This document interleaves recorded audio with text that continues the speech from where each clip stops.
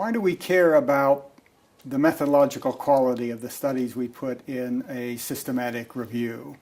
There are many different ways of studying the effects of interventions, and potentially some of these methods can give misleading results. What we're really asking when we ask about the effects of an intervention is what change has been produced in the outcomes we're interested in that would not have occurred had we not provided that intervention. That's a very difficult question to answer, particularly the part of what might have occurred had we not actually provided that intervention. In many cases, problems get better on their own, or other kinds of outside influences affect them separate from the program or the intervention that we're trying to study.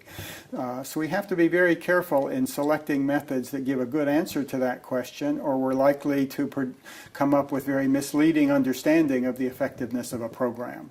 In the Campbell collaboration reviews, we have two different ways of dealing with that. First, we're selective about what studies we will include in a systematic review. They have to have a credible methodology that gives a believable answer to the question of what the impact was. And then there's still methodological variability between the studies. So when we do the analysis, we have to take some account of the methodological differences between one study and another and make sure that any interpretation we give represents the effectiveness of the intervention and not simply differences between one study and another in the nature of the methods. So the quality of the methods matters a great deal because we don't want to give misleading or biased results because we've included misleading or biased research studies.